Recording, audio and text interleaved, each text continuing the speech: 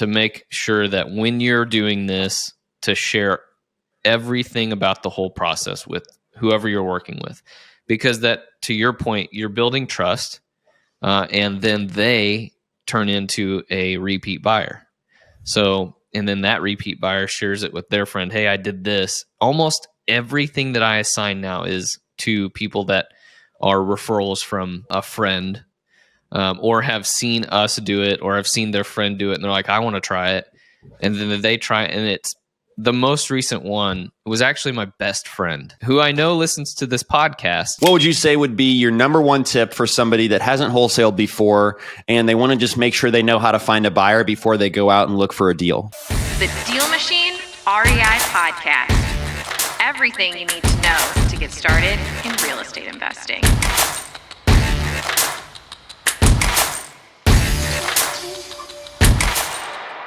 How did you get those buyers lists that are on your buyers list, which I assume is an email list? It is an email list.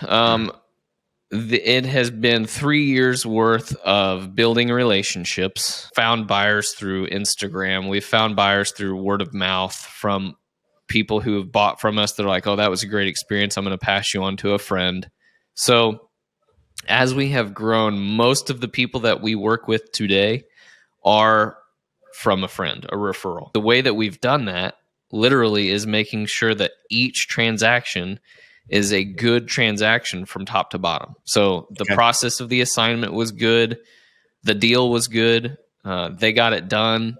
It's rented. All the numbers that we projected. Now, it's not perfect. Like a lot of times they'll be over budget on rehab or the appraisals. Like appraisals are brutal sometimes. Like we predict an ARV and then the appraiser comes out, walks through it, and you get a paper back that's $10,000 less than what we projected. So there are those things that you have to work through. And it is just a big relationship step. You have to build trust with people so that they will refer you to someone else. So got it. I think, from my experiences, it's important just to make sure that when you're doing this, to share everything about the whole process with whoever you're working with, because that, to your point, you're building trust, and then they turn into a repeat buyer. So, and then that repeat buyer shares it with their friend. Hey, I did this. Almost everything that I assign now is to people that are referrals from a friend, or have seen us do it, or have seen their friend do it, and they're like, I want to try it.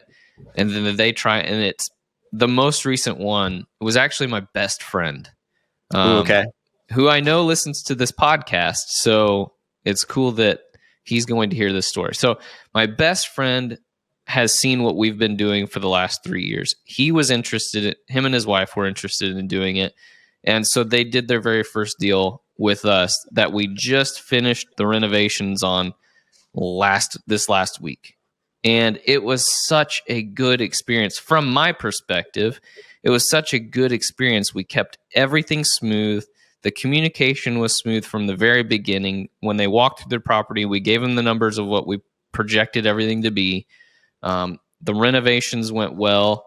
There wasn't really any major hiccups. There were some small little things, but you experience those every time you do it. And again, it's always easier to just communicate whatever hiccup you're experiencing what in any part of the transaction. If it's the close or if there's issues with the title, just be involved and help everybody through those things.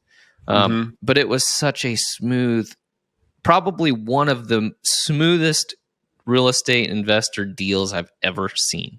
And we were a part of it from the time we assigned it. We actually did the renovations for them. And then now it's time for the property manager to do their walkthrough and get it rented. Such a smooth process. I'm like, that is what I want to replicate, because if you find a system that works really good, then they want to keep doing it.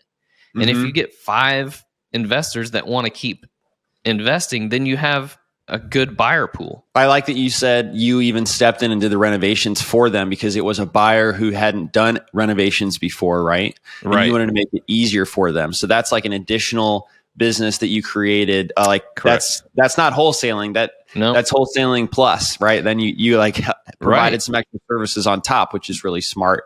That's what our business has shifted to from the time that we started to now. That is our model. It is inclusive of, we can do the renovation for you, which helps because now when I send out a deal and I send out an ARV and I send out a rehab budget or estimate, I'm probably pretty close. Now I still make sure I notify everybody when I send this deal. It is just an estimate. Like we are not guaranteeing that the rehab number is going to be this. There are, once we get into it, because a lot of people still buy stuff from us that don't use our service. So it's important to give the ballpark, and then kind of just work backwards. What would you say would be your number one tip for somebody that hasn't wholesaled before and they want to just make sure they know how to find a buyer before they go out and look for a deal? Put as much detail as you can on what you see.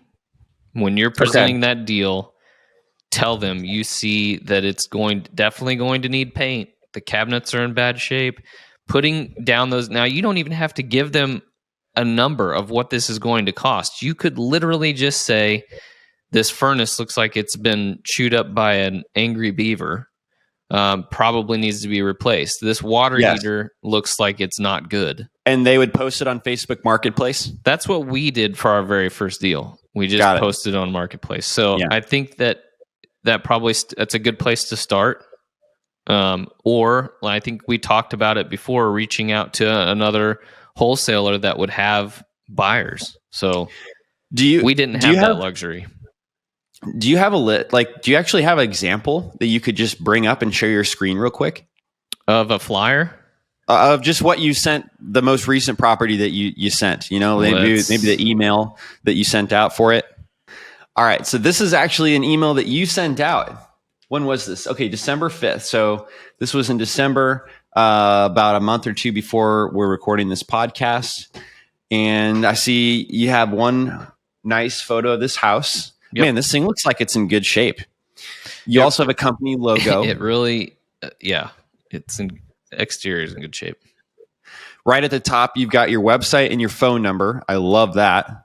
And then I like the graphic design that you guys have put together, right? Like price, rehab, ARV, and rent. Yeah.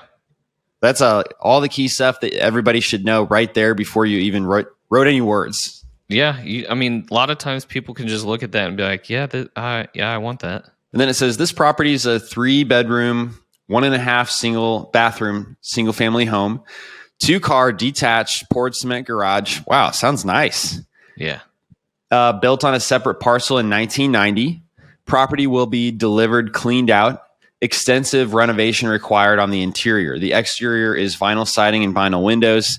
Heritage Home Investments has prepared a scope of work and construction bid with an 8-week rehab timeline if you desire to use our construction services.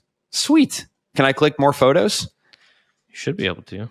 And then I like the little disclaimer here. It says, rehab descriptions are provided as courtesy. We strive to help investors have a better understanding of possible needs and numbers. Info provided is not an exhaustive scope of work, nor is it a bid for contractor and labor. Please do your own due diligence, as numbers are guaranteed, and they are based on our current market knowledge and our property and market experience with a quick walkthrough. Yep. That's very important because, dude, people will try to hold you to whatever you say. So it's important to put those little disclaimers. Hey, this is just a courtesy. This is only trying to help you. Yeah. Okay. And then you've got a link to photos and a link to an offer sheet. Yep. That's pretty cool. So they've got 2 different things that they can do for call to action.